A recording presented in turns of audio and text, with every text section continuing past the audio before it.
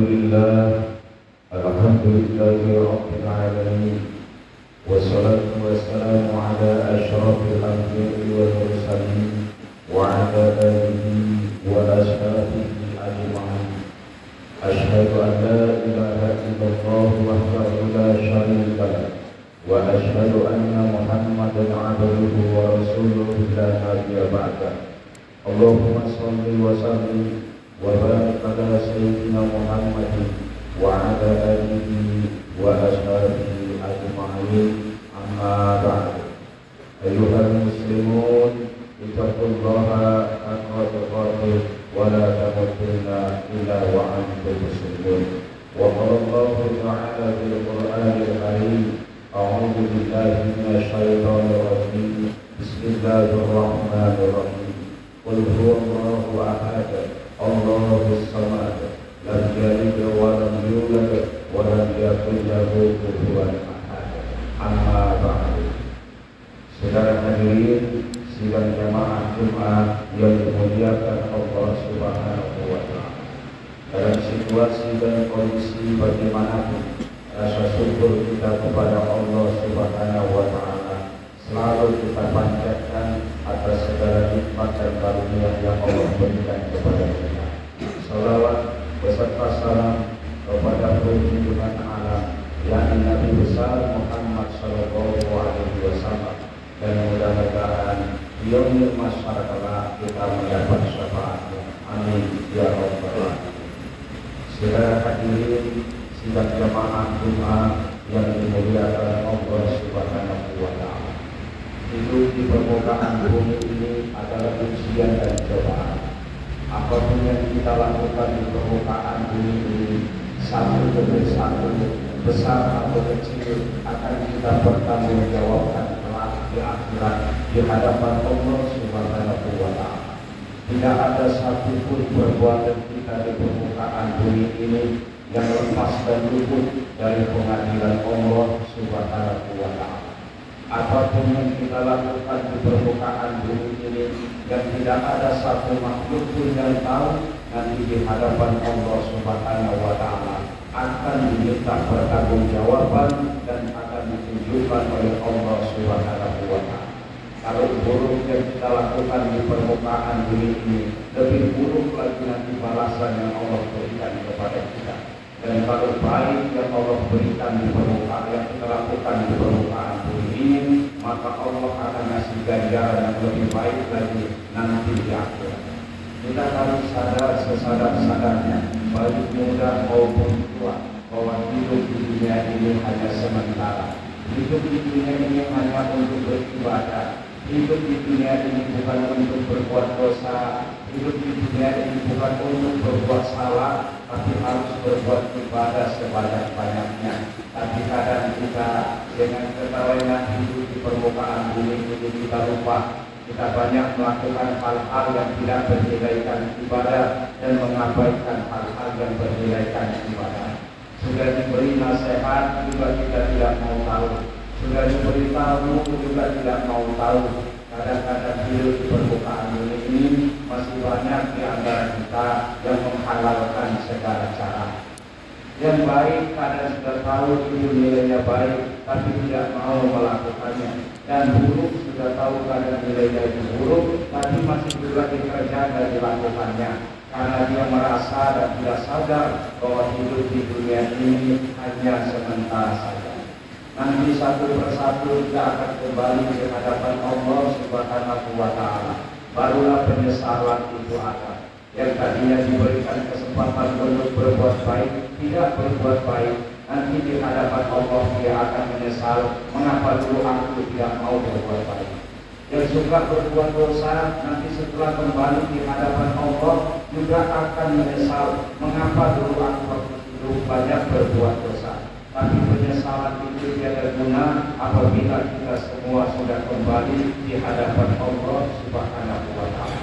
Nanti kita berada di suatu masa yang saat itu teman bukan lagi teman, yang saat itu orang tua tak kenal kita lagi, saat itu bapak tak kenal kenal kita lagi, saat itu ibu tak kenal kita lagi, saat itu teman tidak kenal kita lagi, saat itu tetangga tidak kenal kita lagi, dan saat itu manusia sibuk dengan keperluan pribadi masing-masing. Saat itu manusia sibuk dengan urusan masing-masing. Bahkan tetangganya di sebelah pun dia tak kenal lagi. Yang dulu dia duduk satu bangku di sekolah tidak kenal lagi. Karena apa? Saat itu suasana sibuk memikirkan dosa masing-masing, dan saat itu tunduk di hadapan Allah Subhanahu wa Ta'ala. Akan datang masa itu nanti, dan tidak luput, tidak satu pun manusia yang lepas pada masa itu. Semuanya akan mengalaminya, dan semuanya akan sibuk dengan urusan pribadi masing-masing. Tidak bisa menolong orang lain, tidak bisa sibuk dengan urusan orang lain. Waktu di dunia tidak peduli dengan orang lain, waktu di dunia dia berjuang dengan urusan orang lain.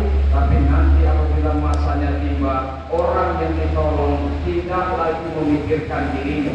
Orang yang pernah dibantu tidak lagi memikirkan orang yang membantu.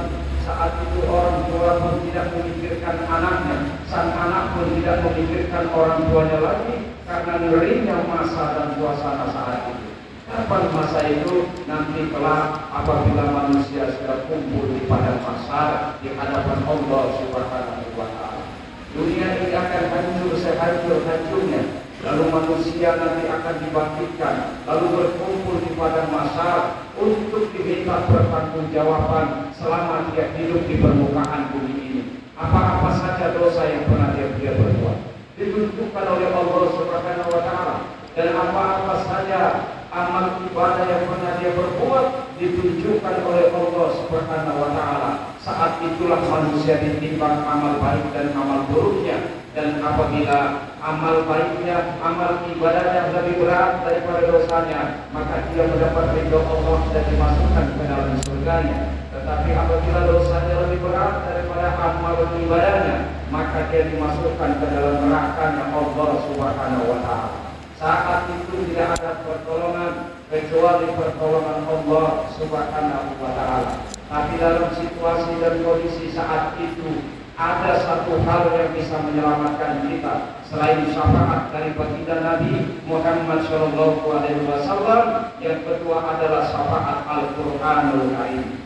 Kita manusia banyak dosa. Apabila ditimbang telah di padang mahsyar, ternyata dosa kita lebih berat daripada amal ibadah kita, maka Allah mempersilakan kita masuk ke dalam neraka. Tiba-tiba Al-Quran memberi syafaat kepada kita, sehingga amal ibadah kita lebih berat daripada dosa kita, dan selanjutnya Allah memerintahkan kita untuk masuk ke dalam surganya karena mendapat syafaat dari Al-Quran. Bagaimana supaya kita mendapat syafaat dari Al-Quran?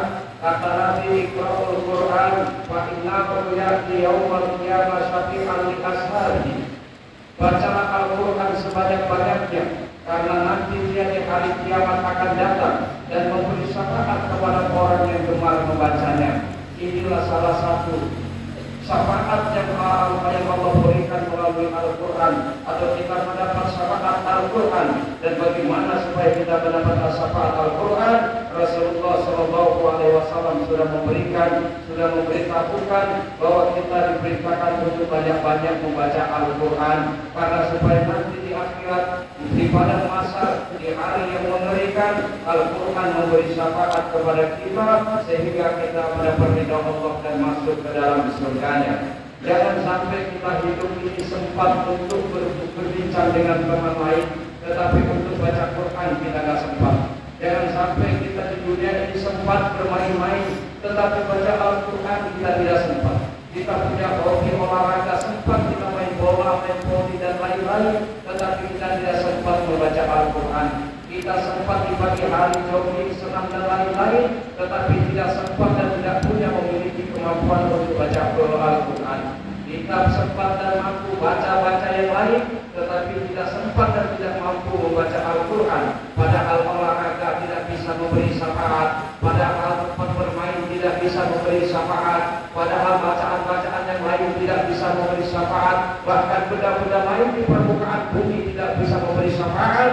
Tapi Al-Quran yang bisa memberikan syafaat, yang kadang nanti yang bisa menyelamatkan satu persatu kita di permukaan bumi, tapi diabaikan kita hidup di permukaan bumi. Letaknya pun kita sembarangan, tidak diletakkan di tempat terhormat, asal campak sesuka hati saja. Bagaimana dia akan nanti memberi syafaat kepada kita? Ternyata di dunia kita tidak hormati Al-Quran, ternyata di dunia kita abaikan Al-Quran, kita melihat Al-Quran terletak tidak pada tempatnya, kita abaikan, kita masa bodoh. Bagaimana nanti dia akan memberikan syafaat kepada kita pada masa, sementara kita di dunia pun masa bodoh dengannya. Tentu saja dia nanti di akhirat masa bodoh dan tidak peduli dengan kita semua. Oleh karena itu, sesibuk apapun kita di permukaan bumi ini, jangan sampai kita melewatkan dalam sehari-hari untuk membaca Al-Quran. Berapa tahun kita sudah hidup di permukaan bumi ini, berapa lembar pula kita perharinya membaca Al-Quran. Seberapa sibuk kita selesaikan urusan-urusan dunia, tapi kita melupakan dan melalaikan Al-Quran adanya. Baik tua maupun muda, marilah dalam kehidupan sehari-hari kita harus gemar membaca Al-Quran, karena Al-Quran itu akan memberi syafaat kelak di akhirat. Di samping itu saja, bukan hanya gemar membaca Al-Quran, tetapi harus kita perhatikan kemuliaan Al-Quran ini, termasuk letak-letak Al-Quran di mana dia berada. Jikalau kita melihat Al-Quran terletak di tempat yang tidak sepantasnya, maka haruslah bergerak kita untuk mengambilnya dan meletakkan di tempat yang sepantasnya. Selanjutnya, kita harus senang kepada orang-orang yang menghafal Al-Quran. Hukum menghafal Al-Quran itu adalah fardu kifayah. Apabila satu komplek ini tidak ada yang menghafal Al-Quran, maka kita semua berdosa satu komplek ini. Oleh karena itu kita bersyukur ada orang-orang dalam sehari-hari yang menghafal Al-Quran, ayat demi ayat, surah demi surah, juz demi juz. Maka orang-orang yang menghafal Al-Quran sama-sama kita hormati, sama-sama kita muliakan, karena kita berutang budi kepada orang yang menghafal Al-Quran. Dia habiskan waktu sehari-harinya, dia tidak pernah olahraga karena ingin menghafal Al-Quran. Dia tidak mampu menghabiskan waktunya bukan untuk bermain-main, tapi untuk terus menghafal Al-Quran sampai 30 juz di dalam dadanya. Oleh karena itu, kita harus menghormati mereka, para penjaga Al-Quran adanya. Jangan dipandang keburukannya. Kita selalu senang memandang keburukan orang, sementara kita sendiri juga banyak keburukan kita. Tapi kita senang memandang keburukan orang lain dan mengabaikan kebaikan-kebaikannya, terutama dalam hal ini adalah orang-orang menghafal Al-Quran. Kita selalu berkata, orang menghafal Al-Quran kok kelakuannya semacam itu. Kita introspeksi diri, kelakuan kita semacam apa, lalu kita tidak mau menghafal Al-Quran. Padahal Al-Quran di pada masa kelak dia memberikan syafaat, tiada pertolongan, maka Al-Quran saat itu memberikan pertolongan sehingga kita selamat dari azab Allah Subhanahu wa Ta'ala. Mudah-mudahan khutbah yang relatif singkat ini terus mengingatkan kita kepada Al-Quran, terus mengingatkan kita untuk membaca Al-Quran. Apalagi kita insan-insan ma'ad, orang-orang pesantren, salah satu hobinya adalah tadarusan Al-Quran, gemar membaca dan mempelajari Al-Quran adanya. Mudah-mudahan khutbah yang relatif singkat ini ada manfaatnya, dan kelak kita di padang mahsyar mendapat syafaat dari Al-Quran, karena pada Jumat yang berkah ini kita mengingat dan mengenangnya, bahkan kita memuliakan Al-Quran adanya. Wa qul rabbil warham wa anta khairur rahimin.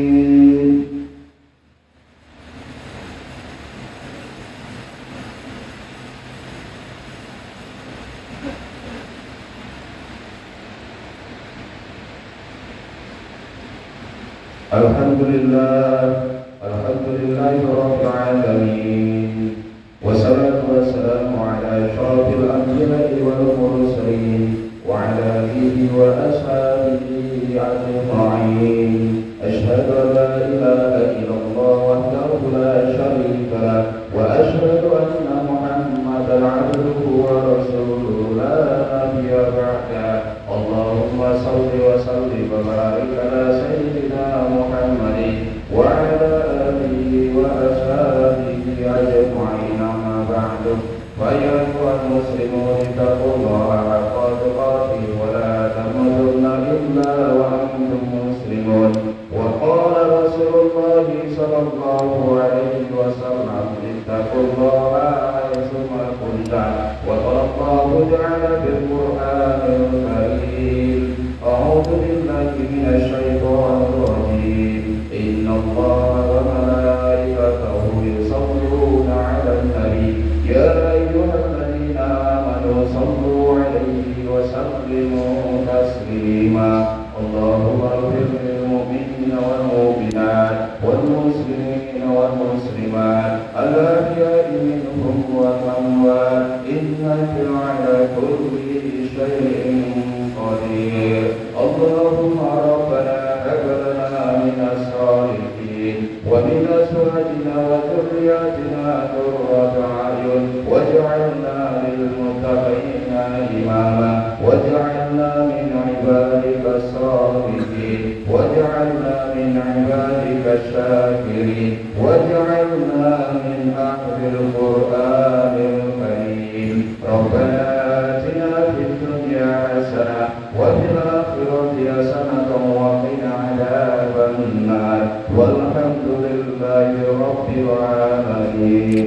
عباد الله إن الله يأمر بالعدل والإحسان وإيتاء ذي القربى وينهى عن الفحشاء والمنكر والبغي يعظكم لعلكم تذكرون.